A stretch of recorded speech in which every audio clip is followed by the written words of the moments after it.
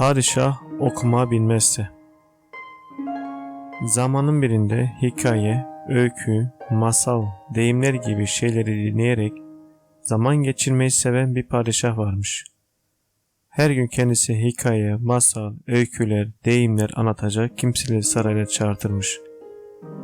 Günlerden bir gün artık ülkede bu gibi şeyler anlatacak kimseleri bulunmadık söylediğinde de zaman nasıl geçireceğini bilemeyen padişah kendisine 10 yıl boyunca hikaye, masal, öykü, deyim gibi şeyler anlatan servetinin yarısını vereceğini beyan eder. Bunun üzerine zengin olmak umuduyla sayısız başvurular olur. Lakin hiçbiri 10 günden fazla anlatacak bir şey bulamazlar. Bir gün olup bitenler birkaç hayvanıyla, yaşlı bir dostu ve bir de erkek kardeşiyle ayda yılda birkaç balıkçının dışında kimsenin uğramadığı bir adada yaşayan Akil'in kulağına gelir.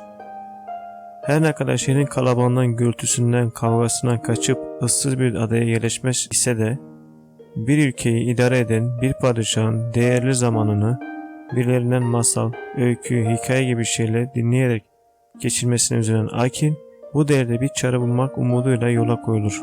Sarayın kapısına geldiğinde bir sürü kimseleri karşılaşınca sırtındaki heybesini bir taşın üstüne kor ve yanına oturup bir süre içeri gitmek isteyenler izler. Saray görevlileri ise çoğunu dinlemeden oradan uzaklaştırarak görünce bu kadar üstü başı düzgün olanları bile dinlemeden kovduklarına göre beni bu kılık kıyafette yanına bile yaklaştırmazlar diye düşünmeye koymuşsa da bir yolunu bulup kralla konuşmadan oradan ayrılmak niyetine değildir. İkindiye doğru sarayın önü sakinleşince heybesine omuzlayıp kapıya yaklaşır. Lakin düşündüğü gibi onun kılık kıyafetini gören koruyucular vermiş olduğu selam bile almadan derhal def olmasına gitmesini emreder. Akil ise onların emrini duymamış gibi iyice yanına yaklaşarak "Duyduğuma göre masalcı aranıyormuş.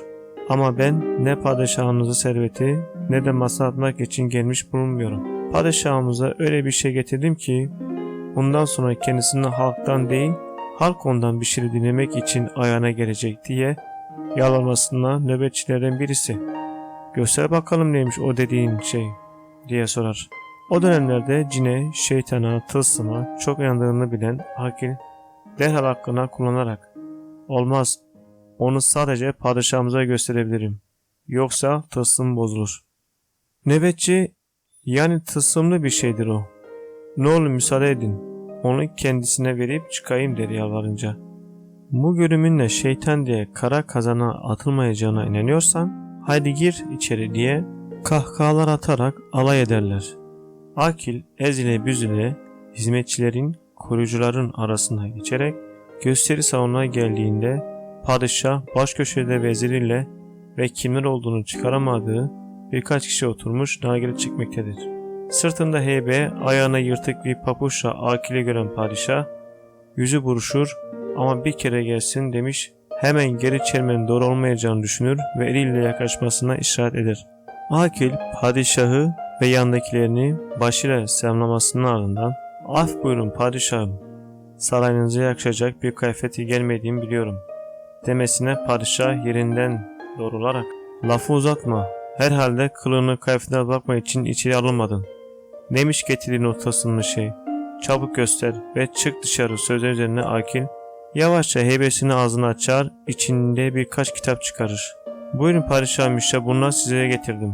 Ondan sonra duymak istediğiniz masalları da, hikayeleri de, öyküleri de, deyimleri de, daha nice hoş ve güzel şeyleri de bahsedecek olanlar işte bunlardır. Böylece bundan sonra bunlarla kendi kendinizi eğlendirebilirsiniz" diyerek kitapları yukarı kaldırmasına padişah "Ne, onlar mı beni eğlendirecekmiş?" Akil padişahın hiddetine aldırış etmeden "Evet padişahım, aynen öyle demek istedim" diye karşılık vermesine padişah nargilesinden derin bir nefes çekerek Demek öyle. İyi ama benim okuma yazım yok ki." Padişahın sakinleştiğini fark eden Akil "Padişahım, emir buyurunuzsa en kısa zamanda kendilerine öğretirim. Zira bir padişaha her zaman halktan bir şey dinlemek için değil de onlara bir şeyler öğretmek için ayağına çağırmasına yakışır" demesine padişah başını kaşıyıp yanındakine bir göz atıp "Gerçekten bunlar da duymak ve öğrenmek istediğim bir şey. diye bir iki okul talebesi gibi senmesine akayım. Tay padişahım tabi isterseniz hemen başlayalım der. Padişah okuma yazma öğretene kadar sarayda kalır. Adasına döndükten sonra saraydan 2 tane haber gelir. Birisi halkın padişahtan bir şeyler dinlemek ve okuma yazma öğrenmek için her gün sarayın önünde biriktiği. İkincisi ise padişahın çabuk gidin o akili bulun okumaya kitabım kalmadı bana kitap getirsin olur.